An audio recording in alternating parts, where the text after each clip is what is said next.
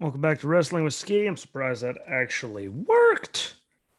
But what about Monday Night Raw last night? Pardon my chair. Apparently, it's just as old as I am. And how about that? I mean, there was some stupid in there, but I'd say comparatively to normal, there seemed to be less segments of stupid. I mean, the ones that were stupid were really, really bad, but there was some stuff that you just looked at and said, what the hell was even like the point?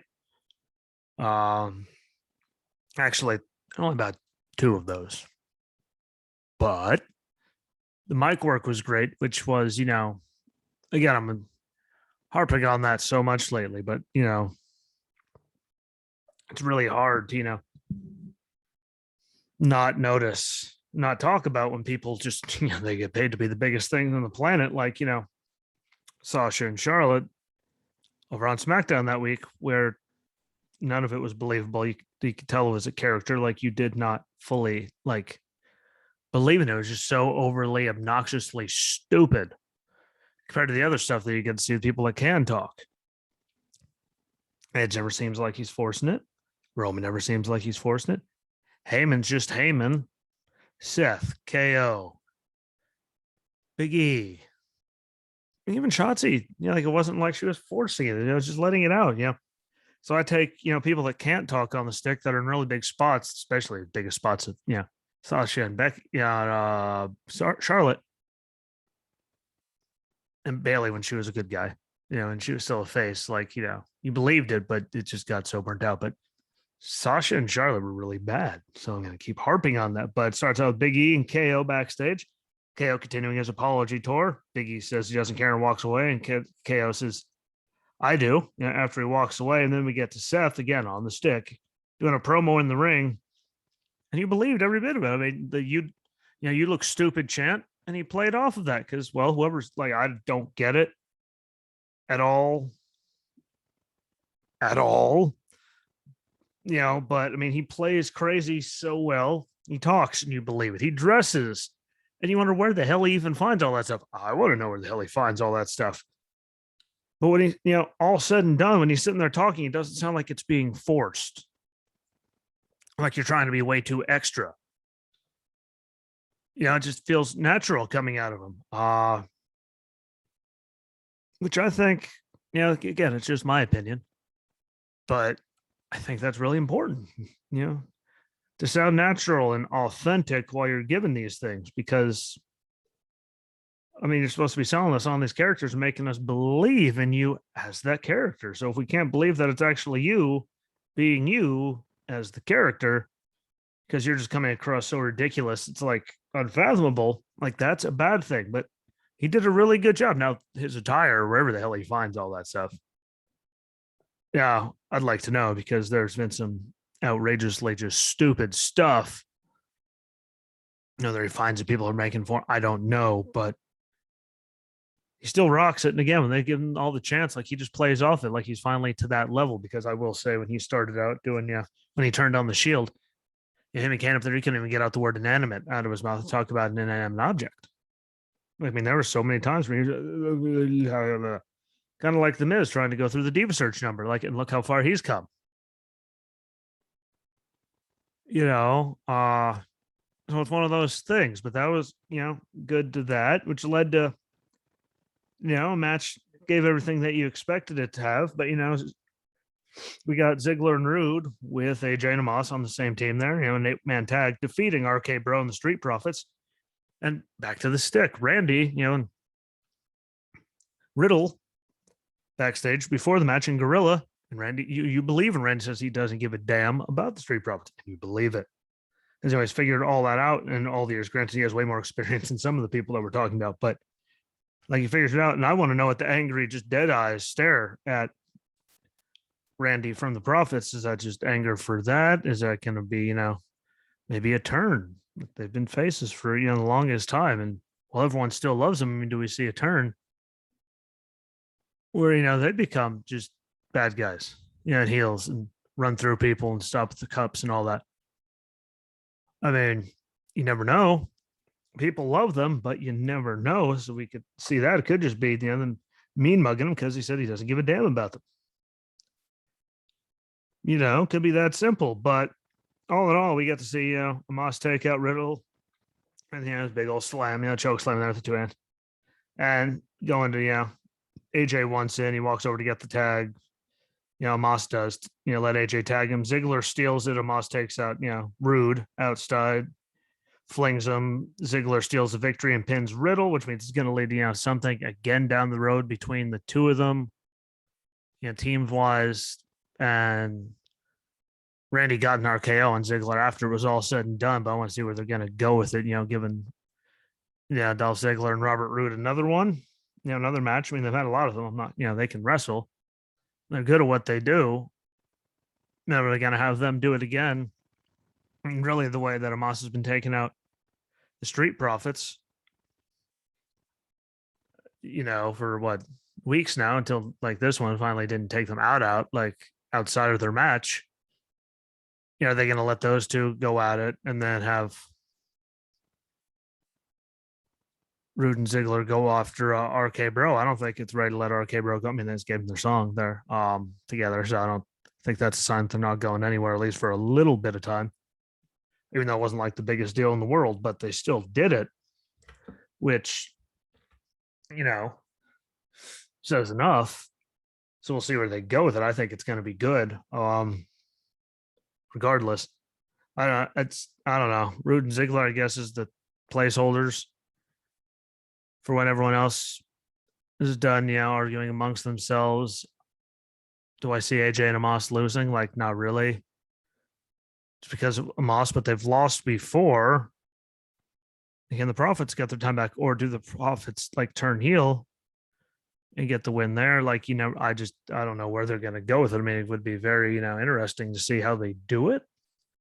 They could switch, AJ and Omos to faces and do all that. Like, I don't know how they do it, but again, these are just crazy bad ideas. We normally hit the clicker there. I'll hit the clicker. Terrible bad idea, but you never know.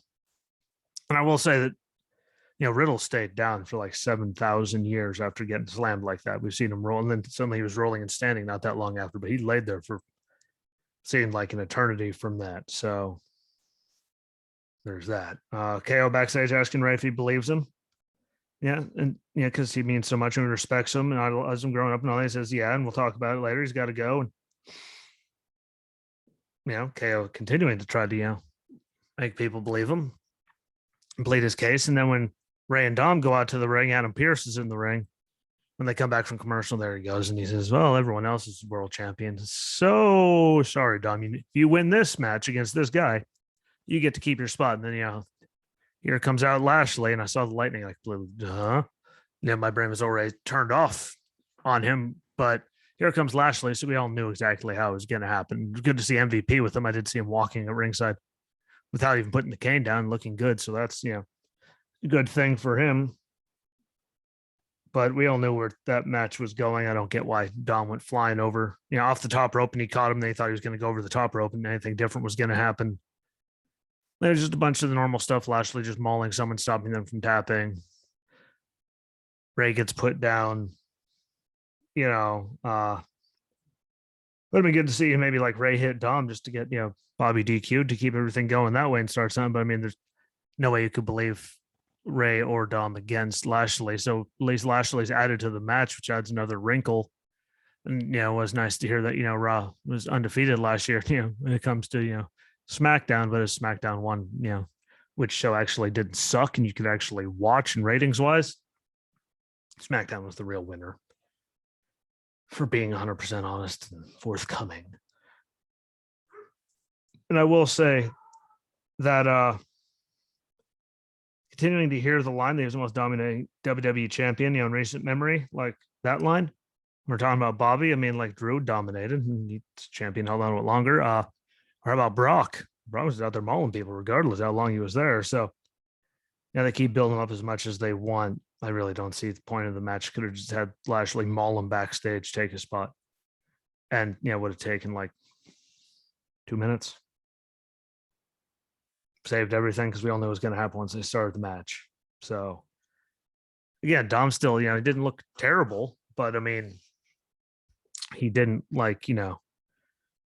win or anything, of the sort. We all knew that he wasn't going to win by any stretch of anyone's imagination. That kid wasn't winning that match. Just the way it is. Couldn't change it, couldn't rearrange it. So there it was. Like that was just not going to happen. So I find that to be dumb, but I find a lot of things that they do to be dumb. I just don't like when they waste that much time like that because they could have just done it so much quicker and let other people have, matches that needed to have the matches, like the main event getting an extra segment there instead of that going the way it did. I felt would have been, much better. Just like, let's say, for example, if Daisy would stop barking out there at absolutely nothing because there's nothing out there, that would be a lot better overall. Will it ever happen? Hell no. But the way it is. KO talks truth. The truth tells me that he believes him. He also believes in Bigfoot, Loch Ness Monster, Nessie, the earth being flat, monster under the bed that he talks to, all of those things. So truth being truth, KO still got to talk to someone else. That worked out okay. And that was still better than the segment after that with all the women backstage. And there's the team that they picked for, Survivor Series. There's Dewdra up there talking and everyone else in the division there. And Nikki, making a Ferris point, well, she was actually a former women's champion. Yes, she should be on the team more than some people. And it was just unnecessary chaos. Like they're all sitting there running their suck hole. And as with Zelina, just sitting there waving at absolutely nothing. It was all hell's breaking loose. Like it just makes her look even dumber. Like the whole thing was dumb. Again, they could have cut that out and put something towards an actual match.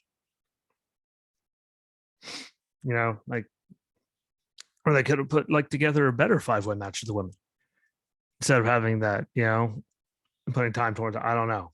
I mean, there wasn't a lot to go with for the night, but I found that to be stupid. And Ray talked about Pierce's integrity, and then in the training room there with Dom being hurt and Theory steals, selfie. So that continues that on. So I'd really like to see which, they go with Theory and Ray? Or they go Theory and Dom?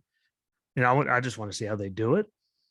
I don't really care how, but they extended that because through the weeks of doing it, at least he was there, which led to him being out there and doing stuff again later. But the little keeping it alive stuff here and there, like I'm okay with that. And again, we all know how Theory is. We all know how talented he is. We all know all the potential that he has. So just keep little things active there. Keep him building. His misery. People feel towards him. Do the heel thing, stealing selfies. Do it like. Again, I've said it before. I'll say it again. Like I want to see him rise to what he can do, and then actually do something with him this time. Because I think he's that good of a talent. I think he deserves to be used. I mean, anyone that's ever saw him do anything before he got signed by the Machine there. Super talented guy. Like, as I say, kid, he's younger than me by a lot, but I just want to see it done right and the proper build. Give him a throw him in the U.S. title picture. Just just have him do something to build it properly. But right now, doing it slow and steady and not just throwing him in the big things. I mean, again, keeping that little bit alive, I thought was a good thing, which led to 24/7 title match, like an actual match, which we haven't seen in forever. But try to stay with me here. Maverick defeats Reggie and becomes champion. Then Tozawa rolls up Maverick to become champion. Then Graves defeats Tozawa to become champion. Then Saxton defeats Graves to become champion. Then Drake Maverick comes back and rolls up Byron to become champion. Then he gets back in the ring and Reggie defeats Drake Maverick to become champion and exit with the belt. Again, you caught along with that. Like Drake Maverick was champion, twice? In a matter of 45 seconds, and how the thing I've always hated with it, and we all hate about it besides just the stupid of it. How many times can they have the man someone just gets simply rolled up and then they're laying on the ground looking all stupid, like you were rolled up.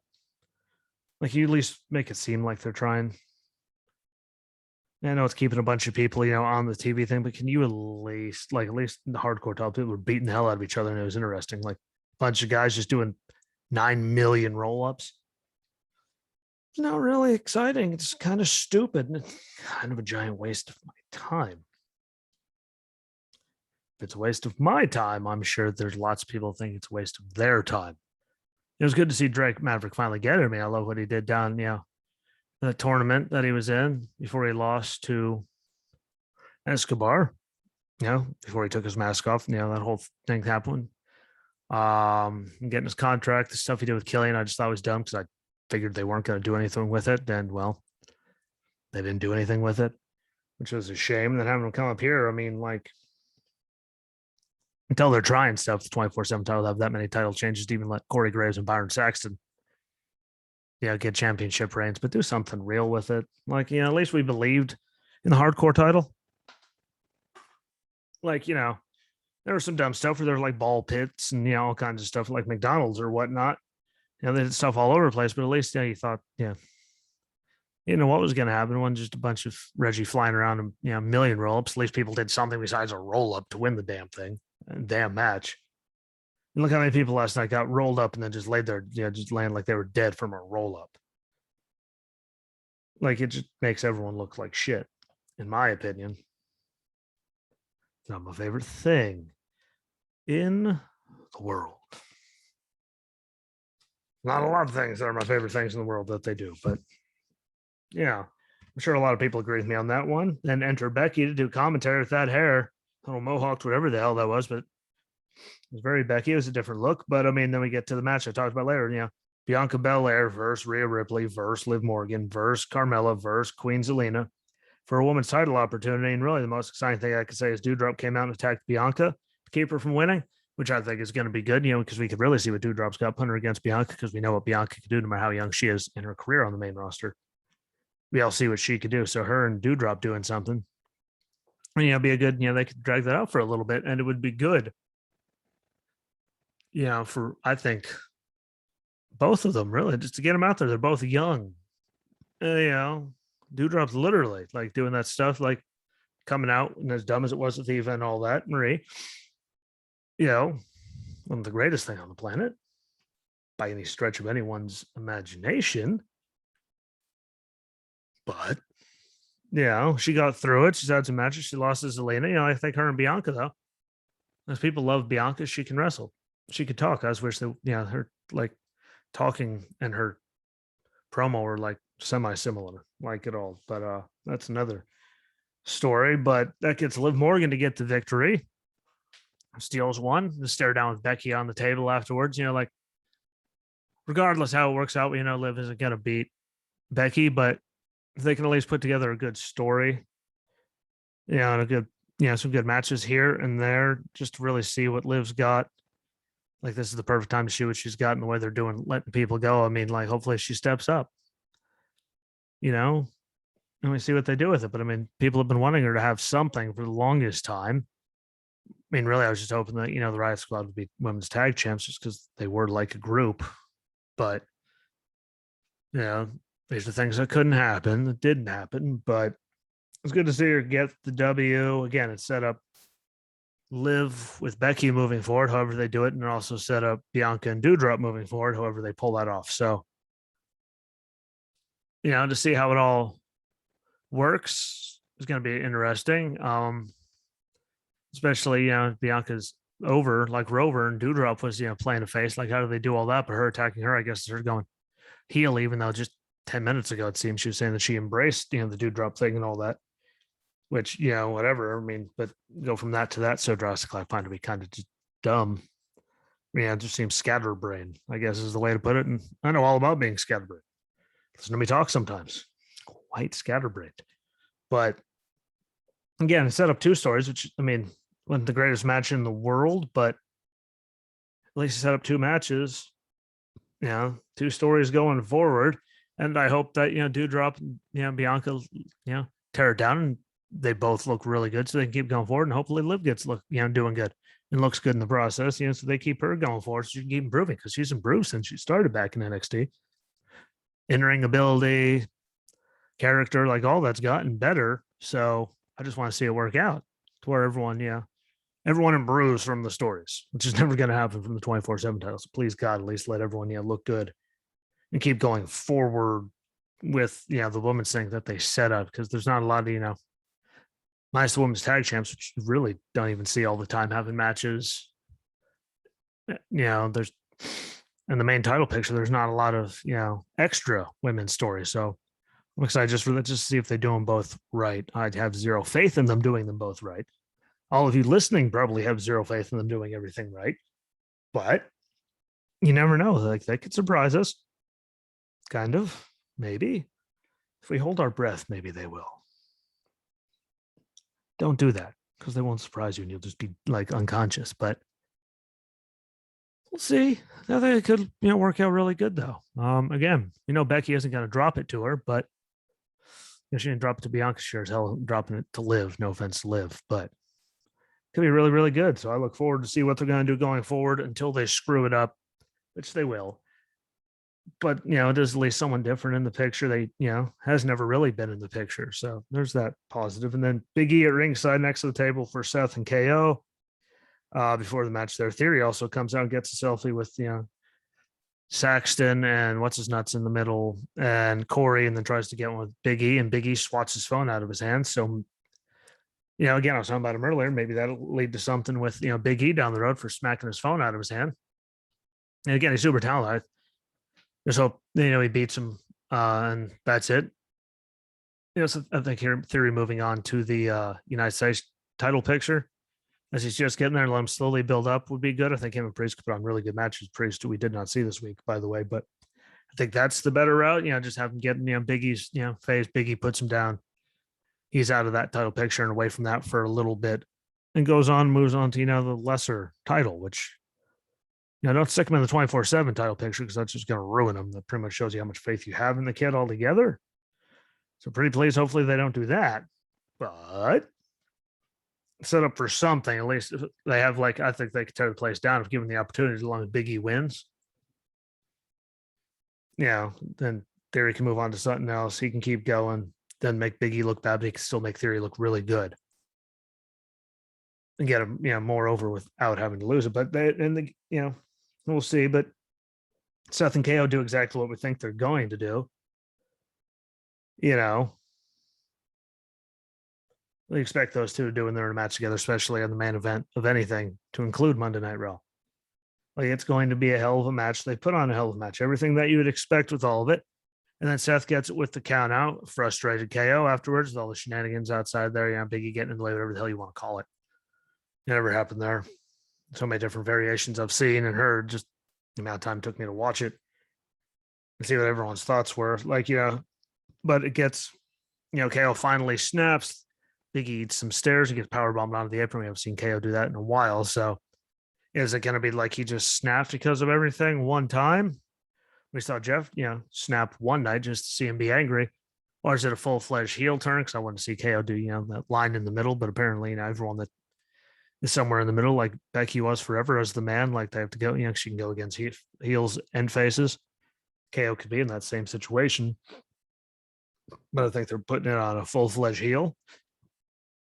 Really, I don't care as long as they just let the guy win. Like the matches he had with Roman. Once Heyman screwed up, the handcuff key. I'm sorry, he deserves something for that instead of just, going away from the title picture. Really nothing big after that until, now. But it was good to see him go. He's a great heel. He could do either. I mean, everyone I'm probably sure likes his work as a heel better than a face, just because it's KO being KO. But, with the stunner and all, that'd be great. It would have been good to see him in the middle, as that anti-hero, where you could just toe it perfectly right down the middle on both sides. But if he's going to be a heel, I mean, he's played a heel so well so many times that, I'm not complaining by any means at all. And him attacking Big E like that's it's going to lead to something later. So we'll see what they do with that. I'm really actually kind of intrigued as to what they're going to do with that later. We'll see. Obviously we'll see. But overall, a good night. I mean, minus, that women's segment backstage and which was just a waste of time, and 24/7 thing, people just getting beat by roll up after roll up after roll up, just with nothing else. It's just the dumbest thing ever. And they could have not wasted the time with Dom as long as they wasted that against Lashley. They could have had some other way to get him in there. You know, to me, they could have put time towards things that, needed the time. But overall, I mean, we'll see where it all goes. Heel turns, faces, like, title matches in general, because Survivor Series is less than 2 weeks away. So, got to see what they're going to do with that. Is The Rock going to come out like any of that? So, we'll see.